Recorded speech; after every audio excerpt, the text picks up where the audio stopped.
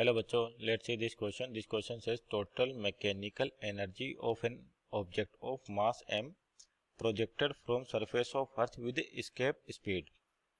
तो आपको बताना है कि कोई भी मास जब आपके पास सरफेस ऑफ अर्थ से प्रोजेक्ट किया जाता है और किसके साथ करे, एस्केप स्पीड के साथ। तो ये बताना इसकी टोटल मैकेनिकल एनर्जी क्या होगी। तो ये आपका जो ये क्वेश्चन है बेसिकली ग्रेविटेशनल से है आपके पास, और जो की कॉन्सेप्ट होगा यहाँ पर, की कॉन्सेप्ट ये होगा आपके पास एनर्जी इन ग्रेविटेशन।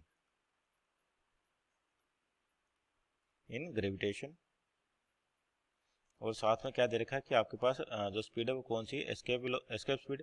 तो सेकंड अपन इस पर की कॉन्सेप्ट कह सकते हैं कि आपका एस्केप स्पीड भी इसका क्या होगा, की कॉन्सेप्ट होगा। तो यहाँ पर आपके पास की कॉन्सेप्ट हो गया, तो एनर्जी इन ग्रेविटेशन और दूसरा एस्केप स्पीड। एस्केप स्पीड का मतलब क्या होता है कि अगर मान लो आप किसी भी मास को सपोज करिए, जैसे आपके पास अर्थ है, इसके सरफेस पे कोई मास रखा हुआ है। मान लीजिए अर्थ का मास कितना m है और रेडियस कितनी r और इसका मास स्मॉल m है। तो इसको मान लीजिए कुछ वेलोसिटी दी, और ये जो वेलोसिटी है इतनी सफिशिएंट है कि इस वाले मास को अर्थ के ग्रेविटेशनल फील्ड से बाहर निकाल दे। इसका मतलब एस्केप हो जाए, यानी कि वापस लौट के नहीं आएगा। तो अब अपने को बताना है इसकी टोटल मैकेनिकल एनर्जी कितनी होगी। तो यहाँ पर जो पहले तो कि जो टोटल मैकेनिकल एनर्जी आपके पास, टोटल मैकेनिकल एनर्जी ये होती है आपके पास potential energy plus kinetic energy.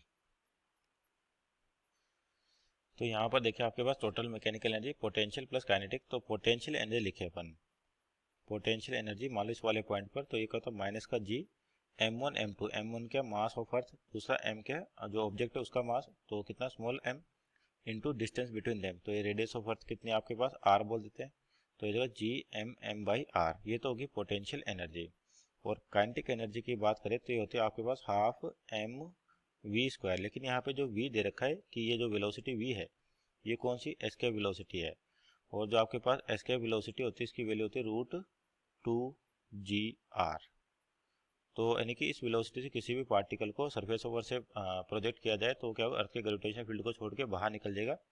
और डायरेक्ट अपन कहते हैं कि जो टोटल एनर्जी यहाँ पर है उतनी एनर्जी यहाँ पर होगी। तो इसका आंसर आप डायरेक्ट भी दे सकते हो, क्योंकि जब ग्रेविटेशन फील्ड से बाहर निकल गया तो कोई भी फोर्स ऑफ अट्रैक्शन नहीं रहेगा।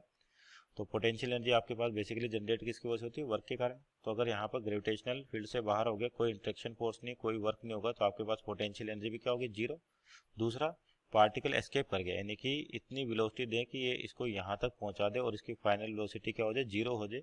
तो मीन्स काइनेटिक एनर्जी भी क्या होगी, जीरो, और पोटेंशियल एनर्जी भी क्या है, जीरो। तो यहाँ से अपन डायरेक्ट कह सकते हैं कि इसकी टोटल मैकेनिकल एनर्जी क्या होगी, जीरो, क्योंकि एनर्जी कंजर्व है आपके पास। कोई भी यहाँ पर जो फोर्सेस प्रेजेंट है वो कौन सी फोर्स है, कंजर्वेटिव। तो यानी कि इस पॉइंट पर एनर्जी निकालें, इस वाले पॉइंट पर एनर्जी, तो दोनों क्या आनी चाहिए, सेम आनी चाहिए।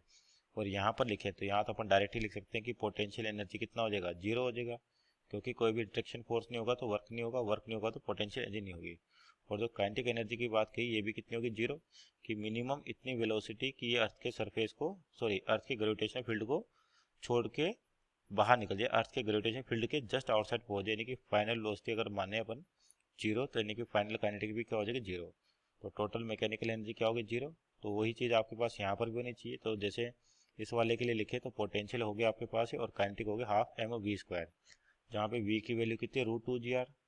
तो हाफ m v स्क्वायर, इसका मतलब 2gr। और g क्या आपका ग्रेविटेशनल एक्सेलरेशन, तो इसकी क्या वैल्यू होती है आपके पास, ये होता है आपके पास g m/r², g m/r²। तो अपन क्या लिख सकते हैं यहाँ से, जो आपके पास पोटेंशियल एनर्जी होगी g m/r plus half m v square, और v की वैल्यू 2gr। तो r तो है से, और g की वैल्यू कितनी है, g m/r²। तो यानी कि एक r से r कैंसिल आउट हो गया, इस 2 से ये 2 भी गया, तो आपके पास बचेगा g m/r। तो ये माइनस का ये प्लस का, तो टोटल मैकेनिकल एनर्जी कितनी होगी, जीरो होगी आपके पास, total mechanical energy zero. So our final answer is total mechanical energy is equal to zero. तो ऑप्शन चेक करें यहाँ पर, तो ऑप्शन नंबर आपका एक इसका राइट आंसर होगा। Hope you understood well, best of luck.